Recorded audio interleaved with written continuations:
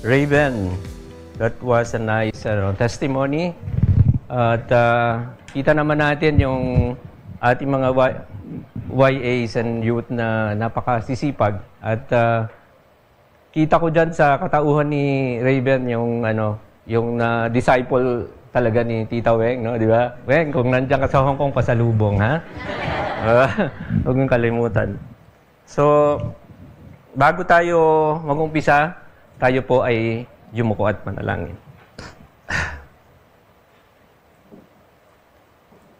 Heavenly Father, we gather together here in your holy presence with hearts full of praise and thanksgiving.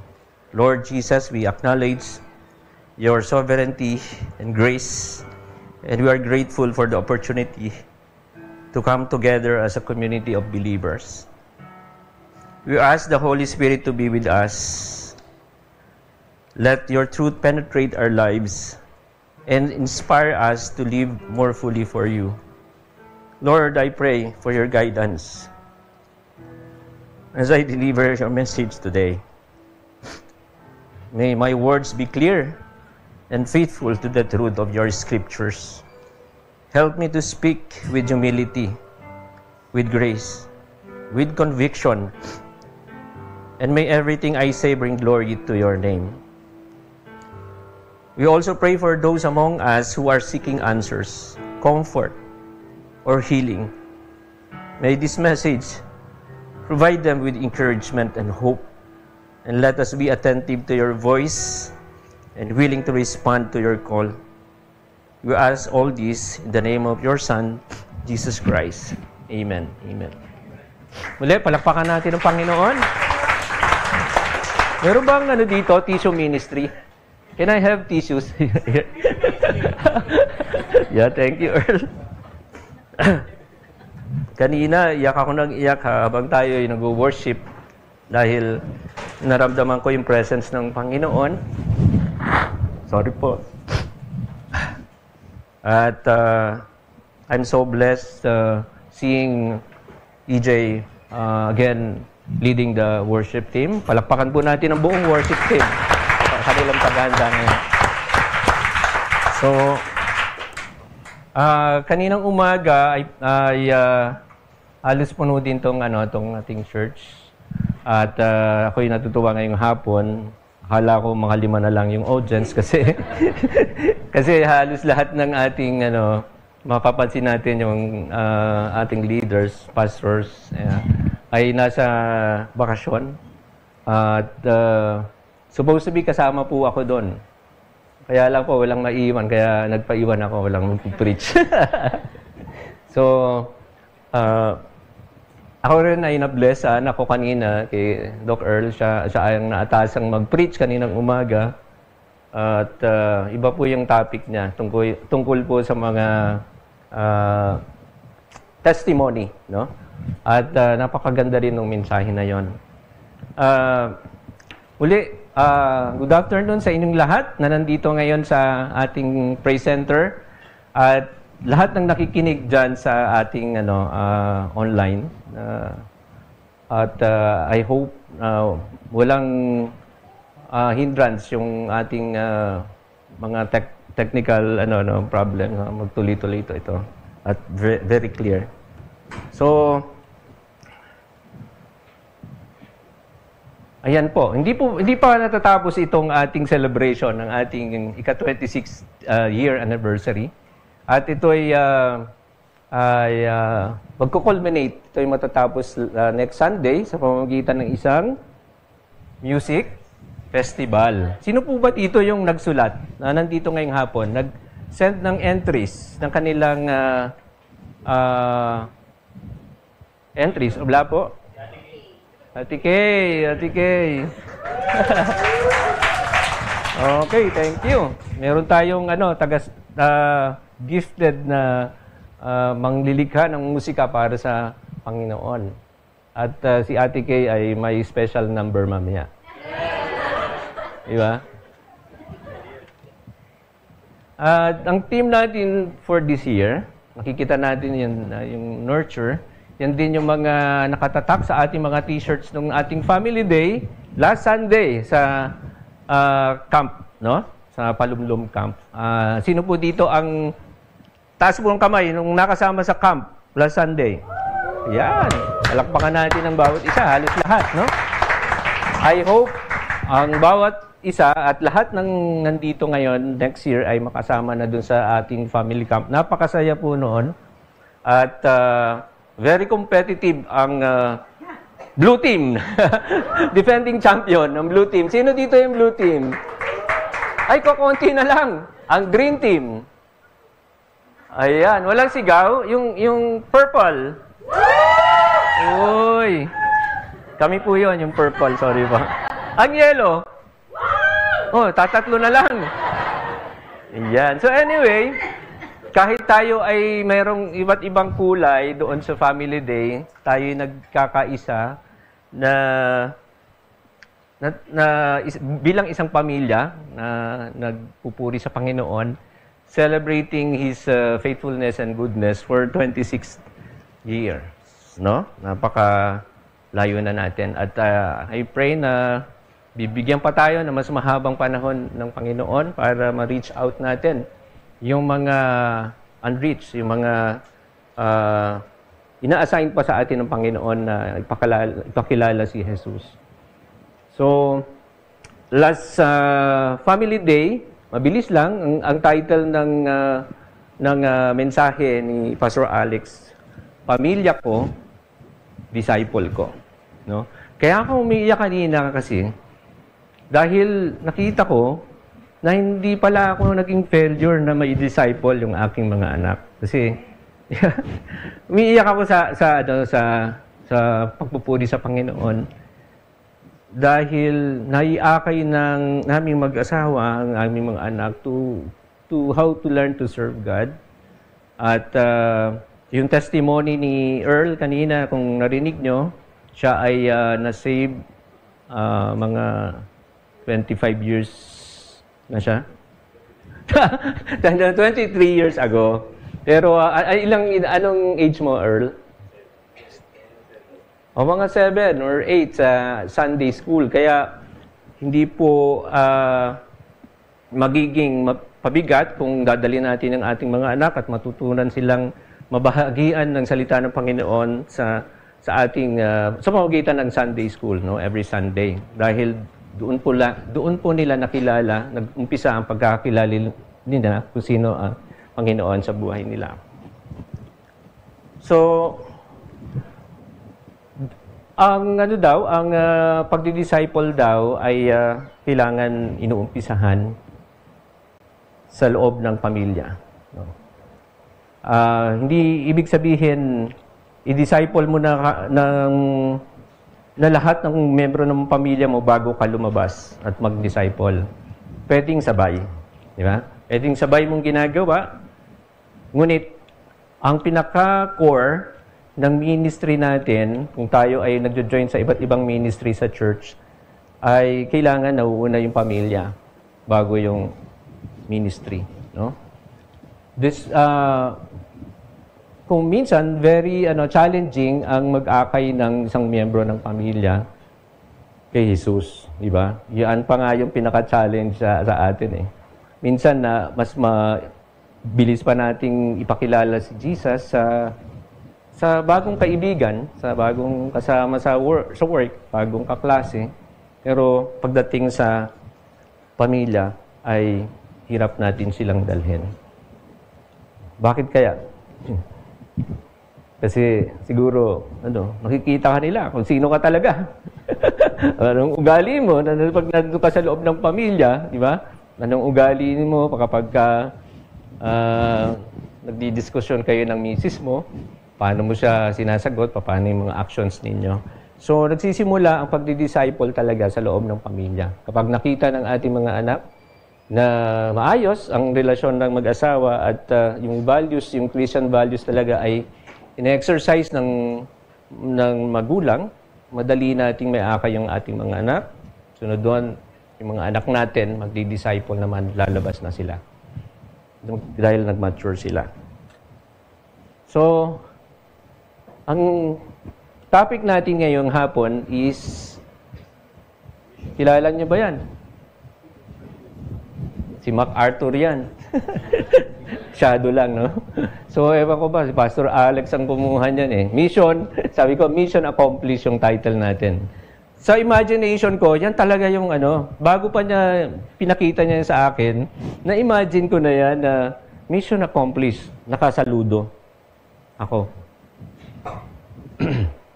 So, nakatuon yung ating mensahe sa ating mga mission. No? Sa ating mga mission. Sabi dyan, discipleship in your workplace and your campus. Nakaka-focus dyan dahil yung team natin. Pero actually, pwede tayo lumabas outside the workplace, outside the campus. Sa pamilya pa lang natin, paglabas natin, sa kapitbahay natin, neighborhood, sa association natin, di ba? Sa place of work natin, at yung mga group of parang interest na meron ka, pwede mo rin siyang ibahagi doon. So, God is at work and He wants us to join Him.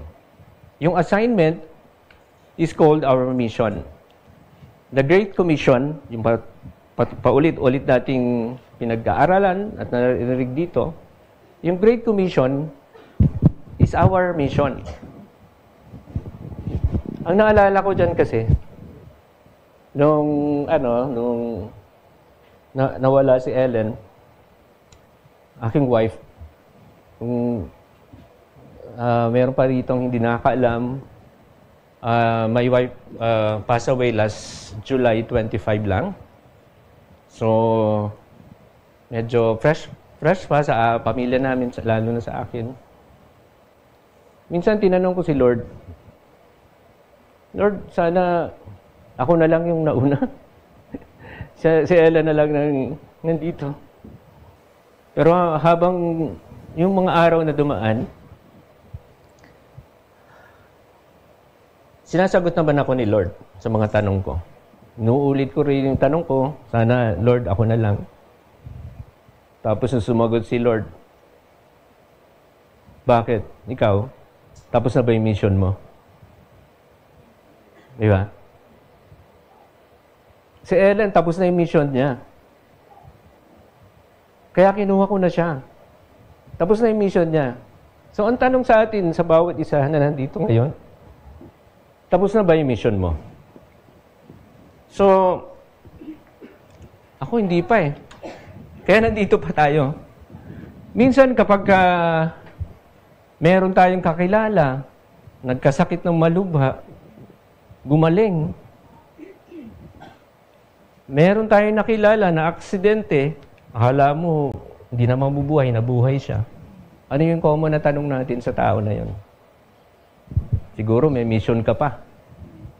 Siguro may purpose ka pa. So, yung kanta nga kanina,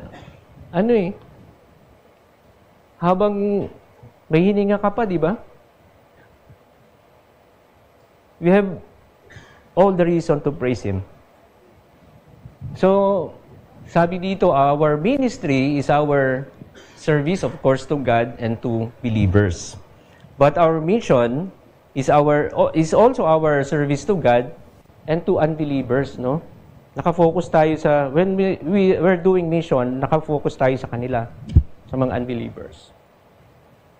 So, fulfilling our mission in the world is one of the most important purpose of our life, no? Isa lang 'yan sa mga importanteng role natin kung bakit nandito pa tayo. Of course, ano pa ba yung mga purpose? Pagtatanungin natin, ano pa ba yung purpose, Lord, kung bakit ako nandito? Of course, ang purpose niya is to love Him, to be part of His family, kaya na nandito tayo, to be part of His family. It is His purpose to serve Him. Later on, ma-usher tayo sa ministry kung saan tayo gifted, yung skills magamit para sa Panginoon, and to become like Him. But nakafocus tayo this afternoon sa ating mission, no? Sa Acts chapter 20, verse 24, sabi doon, I consider my life worth nothing to me. My only aim is to finish the race and complete the task the Lord has given me, sabi ni Paul. The task of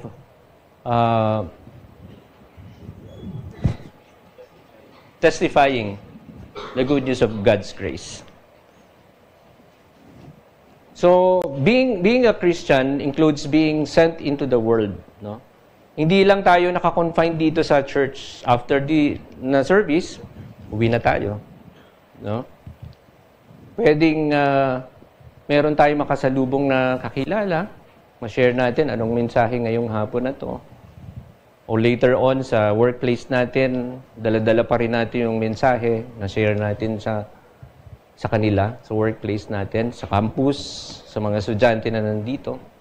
So, Paul said, compelled by the Holy Spirit, I am going to Jerusalem. Pupunta siya sa Jerusalem noon eh. Kahit alam niya na mahaharap siya sa mga pagsubok, hardships and prison, pwede siyang makulong,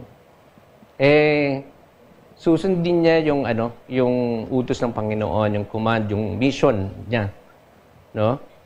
To complete the task the Lord has, Jesus Christ has given me. Sabi niya, the task of testifying the good news of God's grace. Sa John chapter 20, verse 21, sabi doon, again, Jesus said, peace be with you. As the Father has sent me, I am sending you. Alam na alam ni Paul ang kanyang assignment, no? Alam na alam ni Jesus din ang kanyang assignment nung pinadala siya dito ng kanyang ama. Jesus clearly understood his life mission on earth. At ang tanong, tayo ba? Hanggang ngayon, tinatanong natin kung ano yung mission natin, kung bakit nandito pa tayo. No? The mission Jesus had while on earth is now our mission. Tayo na nga ngayon ang gagawa nun because we are the body of Christ. We are made for mission. Kinreate tayo ni God for mission. And what is that mission? Paulit-ulit, no? To introduce people to God. No? To introduce who He is, no? Sa buhay natin. The Bible said in 2 Corinthians chapter 5 verse 18, all this is from God, who reconciled us to Himself through Christ and gave us the ministry of reconciliation. Christ changed us from enemies into His friends and gave us the task of making others His friends also. Kasi nung di pa natin kilala si Jesus, we are considered His enemies. Nung nakilala natin siya, we are His friends. At ang assignment natin, ang mission natin, introduce natin siya. Nung nakilala natin siya, introduce natin siya sa ating mga kaibigan, pamilya natin. God wants to redeem human beings from Satan and reconcile them to Himself. No? Kasi nga dahil sa kasalanan, nahiwalay tayo sa Kanya. Gusto niya, bumalik tayo sa Kanya. Yun lang purpose ng Panginoon. Once we are His, God will use us to reach others and our purpose to tell others about Him. He saves us and then sends us out. The Word of God in 2 Corinthians chapter 5 verse 20. We are therefore Christ's ambassadors. No? As though God were making His appeal through us, we implore you on Christ's behalf, be reconciled to God. We are ambassador for Christ. Ano ba bang ibig sabihin ng ambassador? Representative. No? Inire-represent natin si Jesus sa ating mga kakilala, sa ating mga kaibigan, sa lahat ng ating nakakasalamuha. No? At dito sa scripture na to, God is making His appeal. No? Pag sinabing appeal, nakikiusap. Nakikiusap na si Jesus sa atin, ang Panginoon, to speak for Him, for Christ. To tell others to come back to God. If we are made for mission, then why our mission is so important? Kung tayo ay ay kinreate ni God for mission, then siguro mas maganda ma-emphasize natin how important our mission is, no? The Bible gives several reasons why our mission is so important to us. Sabi dito, our mission is important because our mission is a continuation of Jesus' mission here on earth, no? Tayo po yung magko-continue niyan, no? Hindi po mapuputol yung ministry ni Jesus sa isang sa isang church o isang iglesia, sa isang part ng mundo. Ito po ay magpapatuloy. As His followers, sino po ba dito ang mga followers ni Jesus? Pwede pong taas kamay. Ayan, parang merong hindi nagtaas, ha? Tulog yata. As His followers, we are to continue what Jesus has started, no? The Great Commission, yung paulit-ulit nating napapakinggan sa mensahe, is so significant. Napaka-importante ng Great Commission. Bakit kaya, no? Jesus repeated it 5 times in 5 different ways in 5 different books of the Bible, no? Sa iba't ibang kapamaraanan niya binahagi ang Great Commission. Pero ang pinakapaborito natin yung sa Matthew, di ba? Sa Matthew. So, makikita natin yan kung you are interested to read it. Yung 5 different books kung saan binanggit ni Jesus yung Great Commission is makikita natin sa Matthew 28 verses 16 to 20, Mark 16, 14 to 18, Luke 44 to 49, John 20 verses 19 to 23, and Acts 1 verses 4 to 8.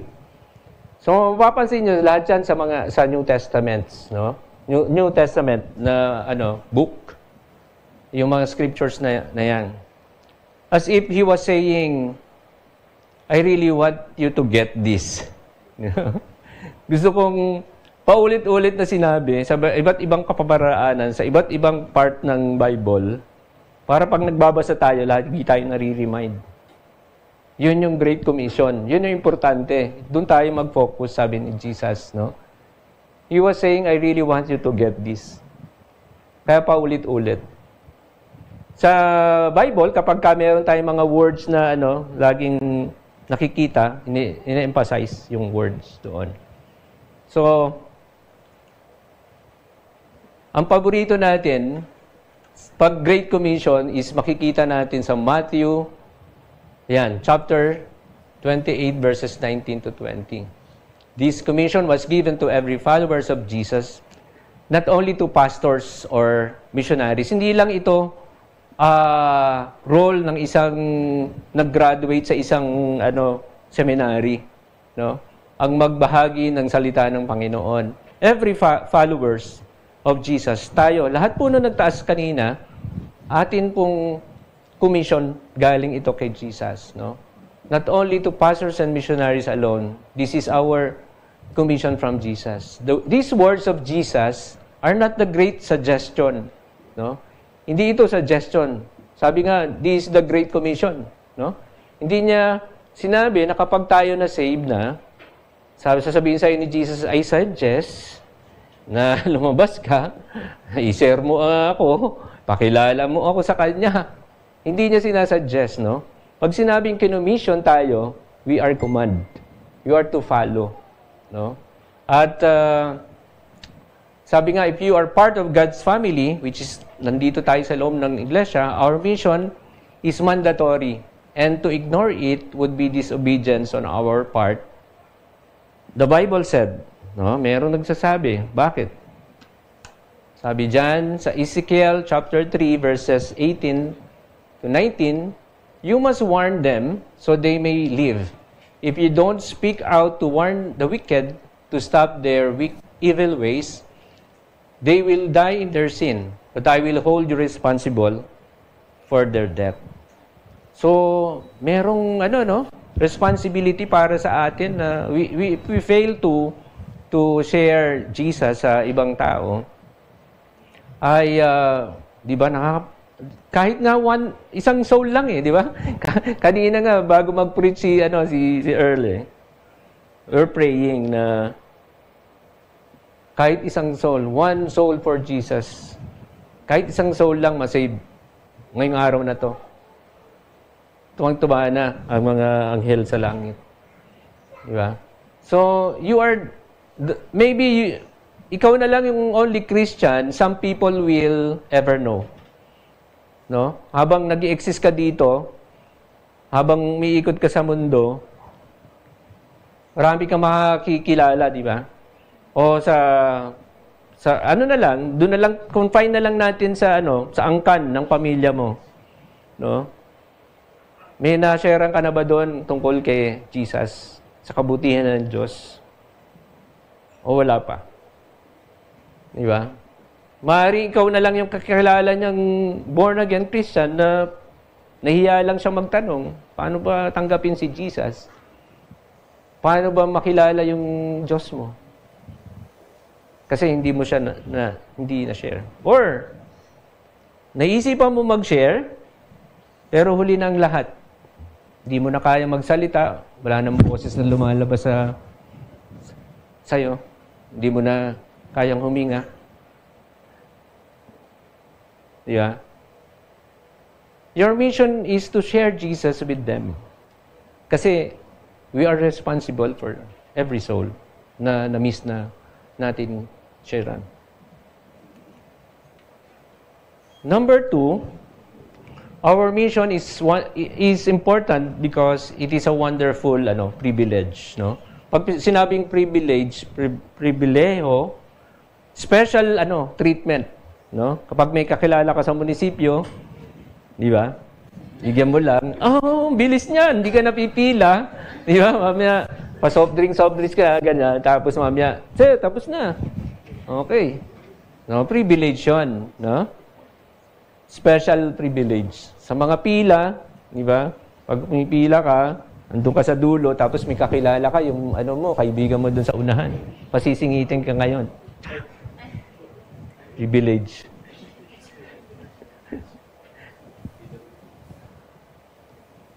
Pero iba itong privilege.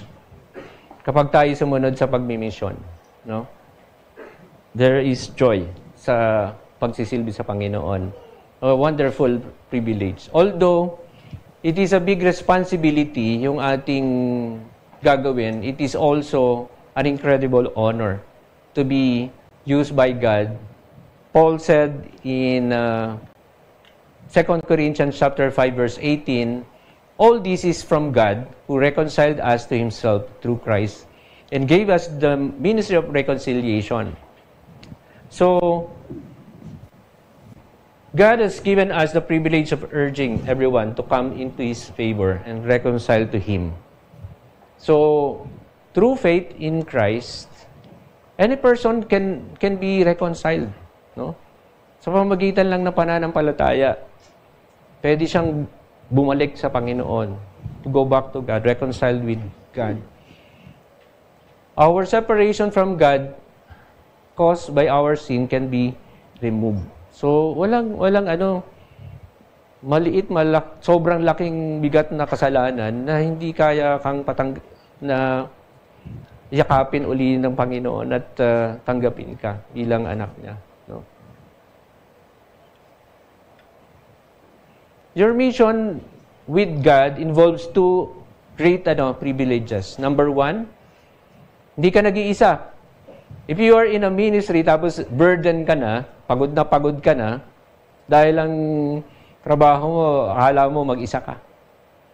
Di ba? Pag si Brother Alex naghahatid sundo yan sa mga players, mamaya gagawin na naman niya yan.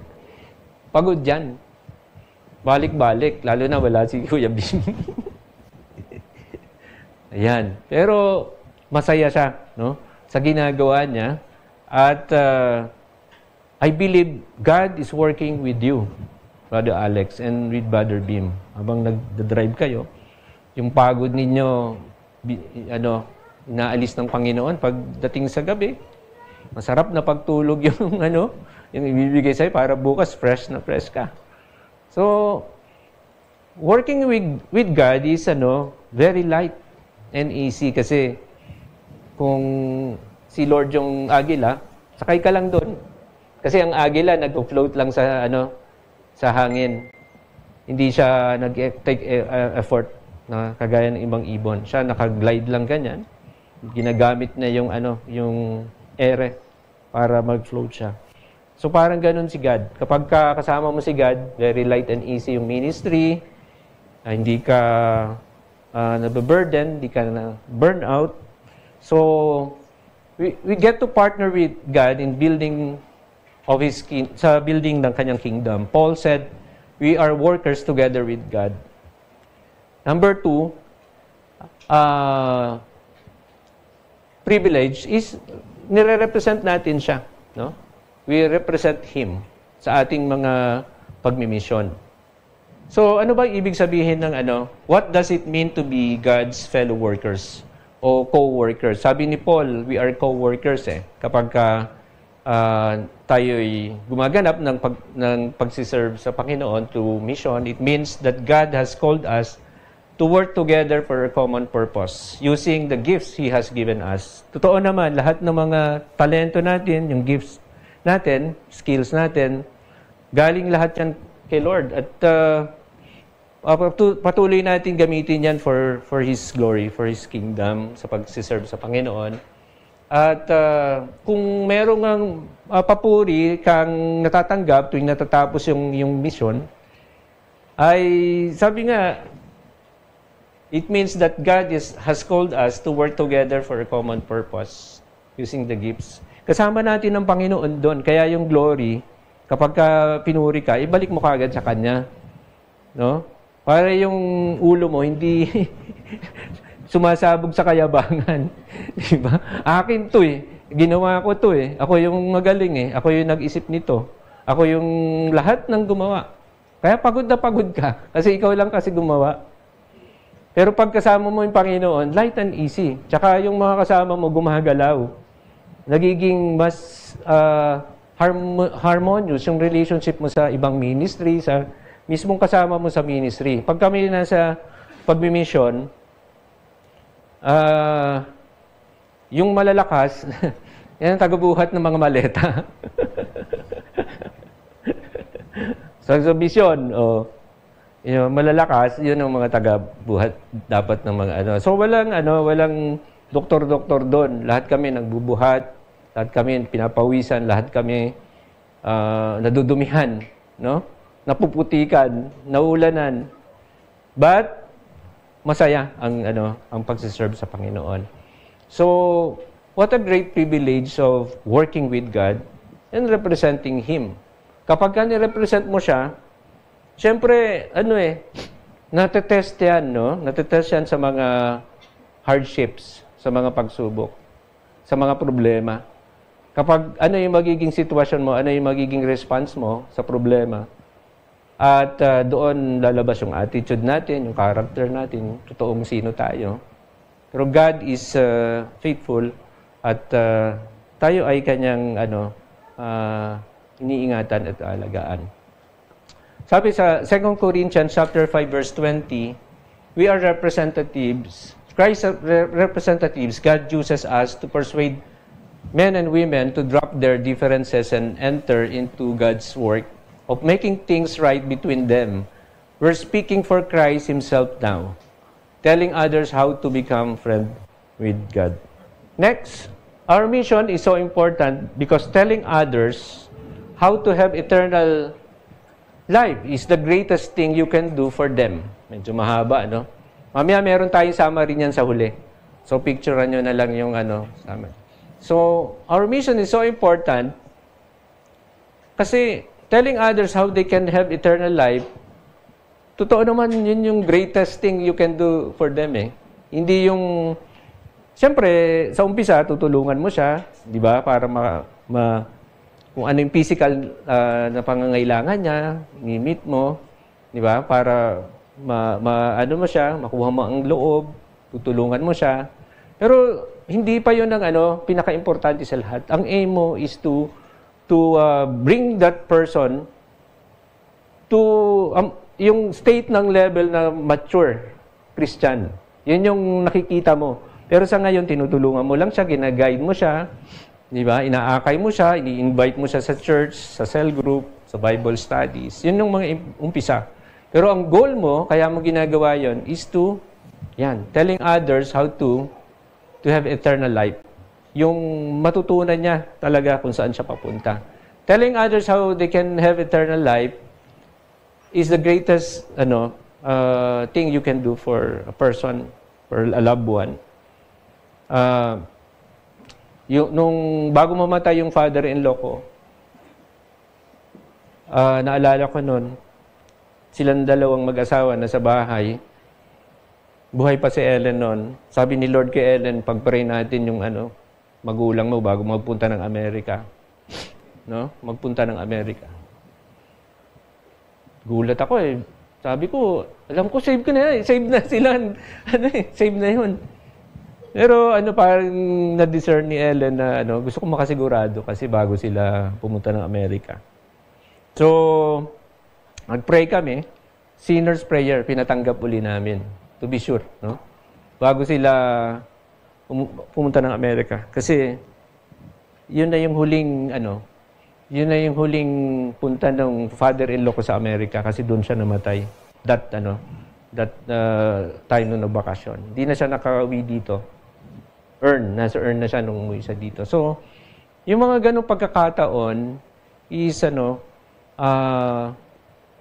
one of the greatest thing Ellen did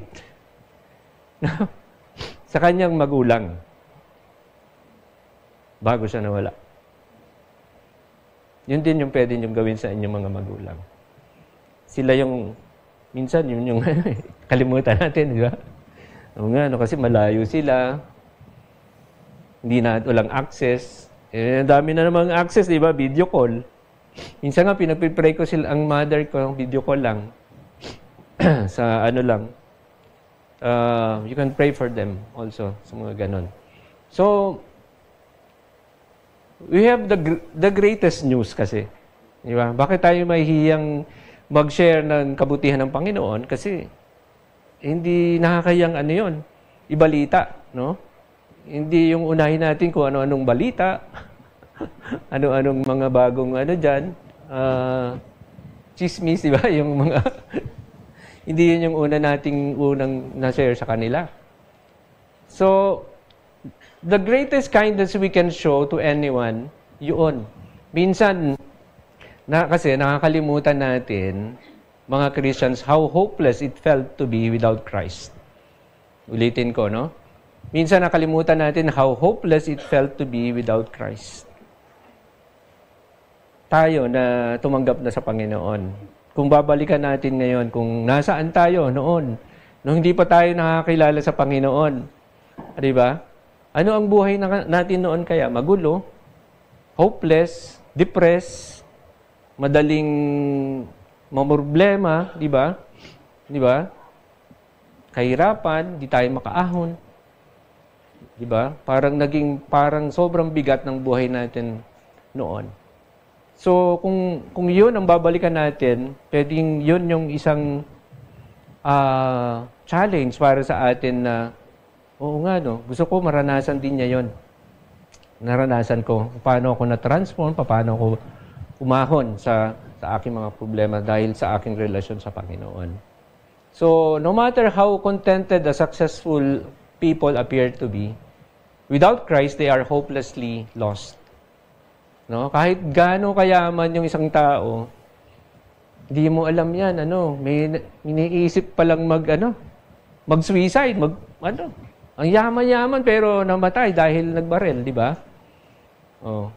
Meron tayo nababalitaan na successful na, uminom ng sobrang dami ng gamot, na-depress sa boyfriend, sa girlfriend, tumalon sa building, high school pa lang. So, kung nakakilala kaya yun sa Panginoon, na-save sila, di ba? Naliwanagan sila, hindi na sayang yung buhay nila, no? Nagamit pa ni Kristo, no? So, without Christ, we are hopelessly lost. separated from God. The Bible says, sabi doon sa John chapter 14 verse 6, Jesus answered, I am the way, the truth, and the life. No one comes to the Father except through me. So everybody needs Jesus, no? Hindi lang tayo, kundi sa labas ng tahanan natin, ng workplace natin, ng campus natin, ng pamilya natin. Next, our mission is so important because our mission has eternal significance. Biro mo, it will impact the eternal destiny of other people. No? Yung impact na yon, hindi niya na makakalimutan. Ako, ang masasabi kong person na nagdala sa akin sa Panginoon, yung wife ko.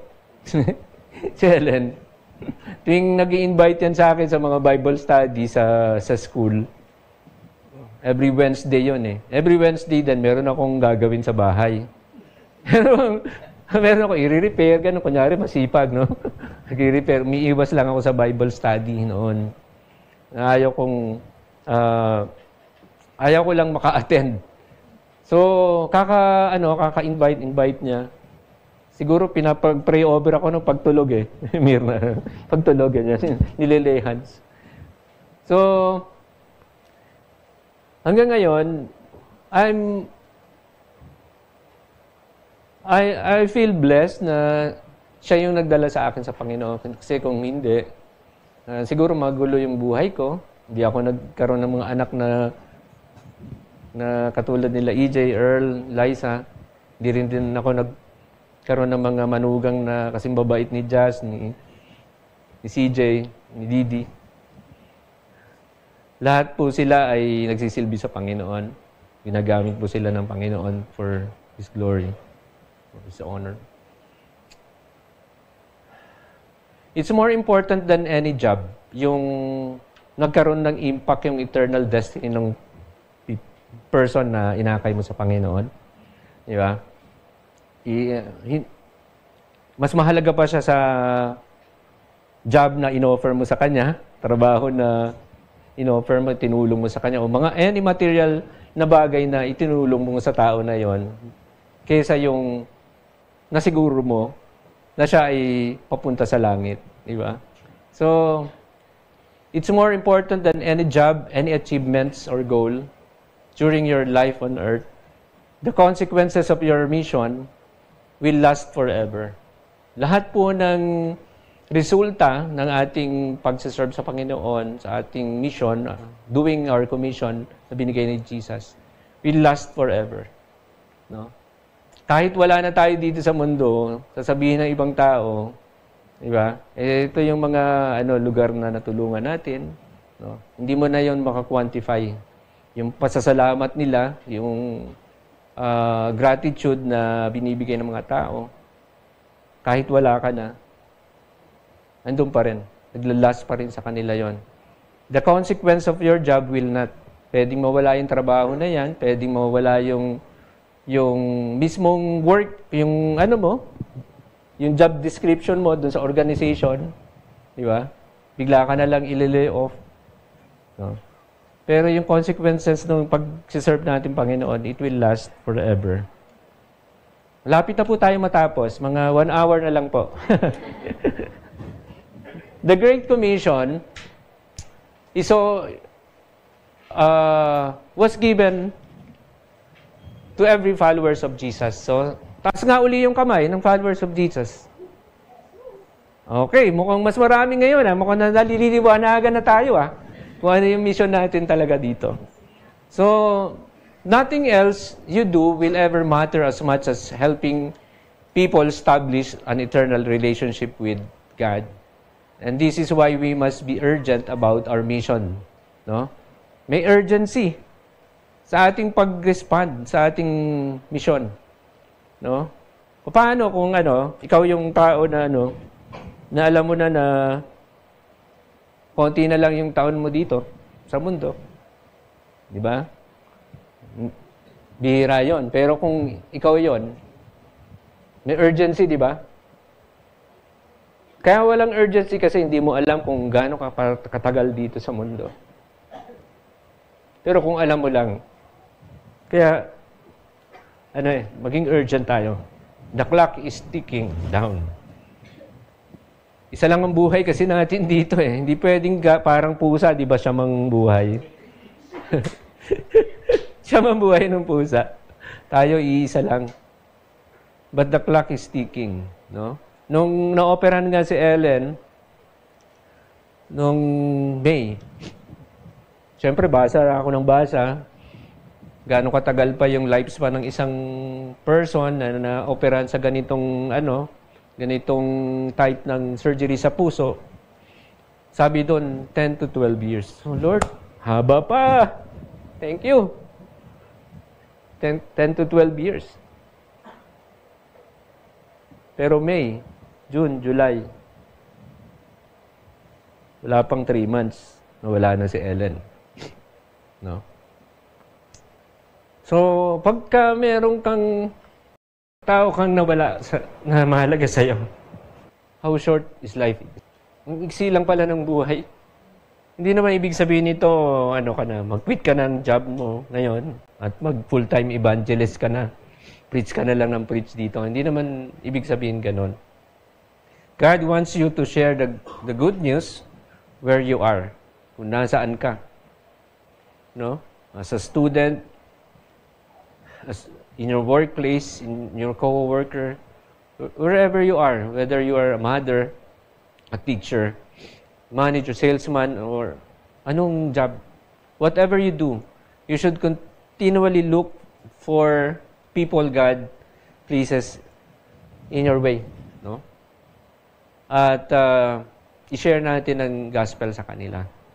Lastly, our mission is so important because our mission gives our life meaning. Kaya nga yung sinishare ko kanina, nakakapanghinayang kapag nakakaparinig ka ng hindi magandang balita, someone died, by committing suicide, di ba? Parang nilagay mo na yung buhay mo sa sarili mo, kinitil mo yung buhay mo, di ba? Walang meaning. No? Tayo binibigyan ng pagkakataon, magkaroon ng kahulugan ng buhay natin dito sa mundo habang nandito tayo. Our mission gives our life meaning. Sabi ng isang American philosopher and psychologist, si William James, sabi niya, the best use of life is to spend it for something that will outlast it. Parang yung battery, outlast. No? Kasi mahaba yung buhay. Sabi naman dito, the best use of life is to spend it for something that will outlast it. The truth is, only the kingdom of God is going to last. Mawala lahat tayo dito sa mundo. No? But the kingdom of God will stay.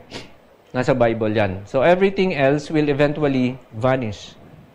This is why we must live our lives committed to worship, committed to fellowship, our lives committed to spiritual growth. Lumago tayo. Let's serve sa ministry kung saan tayo binigyan ng mga skills ng Panginoon. At let's do that, respond tayo dito sa fulfilling our mission dito sa mundo. Because the results of these activities will last forever.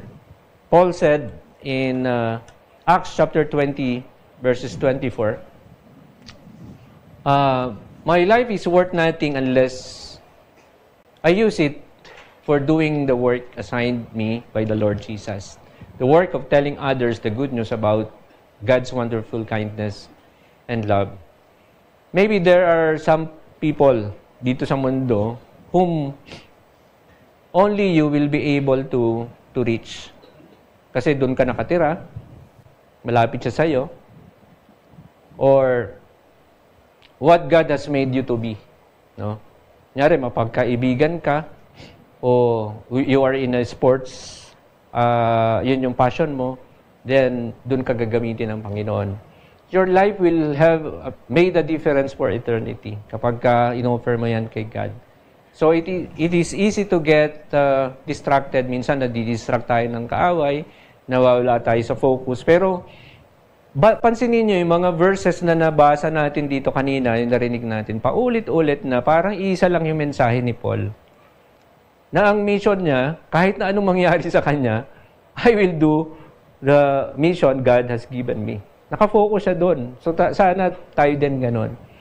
So it is easy to get distracted, ma-sidetrack from your mission because yun lang ang purpose ng kaaway. Satan would rather have you do anything besides sharing your faith.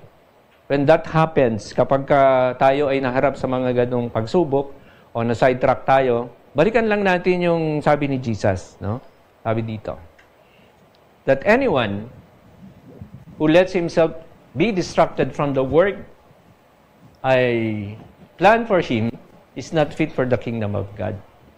So, kung fit tayo physically, mas kailangan fit tayo for His kingdom. Di ba? Kapag may distractions, alam mo, dinidistract lang ang kaawayan. No? Tuloy ka pa rin sa iyong pagmimisyon. Pagka na-sidetrack ka, balik ka pa rin. Kasi sabi ni Jesus, you are not fit for my kingdom kapag ikaw ay nagpadala sa kanila. Sa distraction and ma-sidetrack ka. No? So what it costs to fulfill your mission? Ano ba ang kapalit ng ating pagmimisyon? Oras, pera, resources, lost time. Meron bang nawala sa atin kapag tayo nag-share ng gospel? Marami bang nawala kapag tayo nagpunta ng mission, Earth? 5 araw, wala kami sa clinic. 5 araw, wala sila sa mga hospitals, no? Yung mga doctors. So, sabi dito, abandon your agenda. Kapag yung agenda natin yung nasusunod kasi, at end result nun, hindi maganda. Kasi agenda, parang nauna yung interest mo, hindi yung interest ng Panginoon. Pero pagka, Lord, I accept your agenda. No, parang merong isang bond paper, tapos basta na nilagay mo yung signature mo doon sa ilalim, blank siya. Tapos bahala si Lord yung maglista. Ito yung assignment ko sa iyo, ha. Hindi baligtad. Yung ililista mo muna, tapos si Lord yung pipirma. Diba? Parang nagbigay ka ng blank paper kay God. Gagawin ko to, Lord. Kahit anong mangyari. Sabi ni Paul, pumirma na siya. Sige Paul, punta ka sa Jerusalem, mapiprison ka doon, maraming hardship kang mararanasan. Pero pumirma na siya. So parang ganun yun. Yung agenda ni Lord, yun yung ipag-pray natin, yung will niya. I want your will, not mine. The Bible says, Romans chapter 6 verse 13, matatapos na po tayo. Give yourselves completely to God, every part of you to be tools in the hand of God to be used for His good purposes. So may reward. Sino may mga stubs dito kanina? Nabigyan ng stubs? Ayan. Yan po yung reward. Ayan. Ito po yung reward. Yung may mga stubs, ito po yung reward. Number 1, if you will commit to fulfilling your mission in life, no matter what it costs, number 1, you will experience a blessing of God in ways that few people ever experience. No? Not necessarily material na bagay yan, di ba? Ano ba yung yung blessing? Yung paggising mo sa umaga, buhay ka pa. Is it a blessing? Di ba? Buhay ka pa, no? In-extend ni Lord yung buhay mo. Paggising mo, may pagkain sa di ka nagugutom araw-araw, it's a blessing. It's a matter of how you respond sa mga blessing ng Panginoon. Pwedeng ang dami-dami mo ng pera, daming pagkain sa bahay mo, pero hindi ka pa rin masaya. Ang nangyayari din sa mga pagkain na nasisira. Instead na na-consume mo, na-enjoy mo, o na pinamigay mo, sinare mo. So yun yung mga blessing na few people will ever experience. Number 2, there is almost nothing God won't do for you. Almost. Ibig sabihin halos lahat, no? There is almost nothing God won't do for you who is committed to serving the kingdom of God. So that when you stand before God one day, lahat naman tayo, di ba? Dadating doon. Hindi natin alam kung kailan, sa papaanong paraan, kung saan tayo kukunin ni Lord, saan, anong petsa, anong oras. No? But sabi diyan sa Matthew chapter 6 verse 33, God will give you all you need from day to day if you live for Him and make the kingdom of God your primary concern. So that when you stand before God one day, you can say, Lord, mission accomplished. Lord, mission accomplished.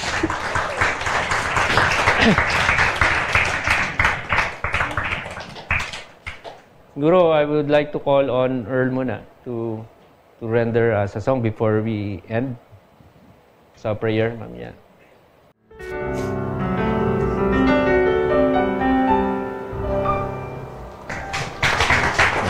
Thank you, Earl.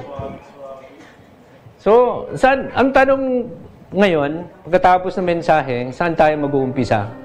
No? Paano natin umpisahan yung pagbimisyon kung hindi natin kilala kung sino yung papakilala natin sa kanila? Kung wala tayong personal na relasyon sa Kanya, kay Jesus. So, sa hapon na ito, huwag natin sayangan yung pagkakataon na makasiguro tayo na isa tayo sa mga gagamitin ng Panginoon to share His message to everyone na makikilala natin. So, I will invite everyone to close their eyes. Wala pong tatas na kamay. Alam ko, the Holy Spirit will touch that person who wants to receive Christ as his personal Lord and Savior. At kayo po lang ay sumunod sa panalangin na ito. At angkinin nyo na sarili nyong panalangin ang prayer na ito. Tayo po ay manalangin. Heavenly Father, I come before you today, recognizing my need for your grace and forgiveness. I acknowledge that I have sinned and fallen short of your glory. I believe that Jesus Christ is your Son, that He died on the cross for my sins, and that He rose again, conquering sin and death. I accept Him as my Lord and Savior, trusting in His sacrifice for my salvation. Cleanse me of my sins and create in me a new heart. Fill me with your Holy Spirit so I may grow in faith and share your love with others. Thank you for your unconditional love, mercy, and the gift of eternal life. I commit my life to you today and every day. In Jesus' name I pray. Amen. Kung kayo, isa po sa inyo ang nanalangin at tumanggap sa Panginoon, your name is already written in the book of life. Doon po, sa langit. Salamat po.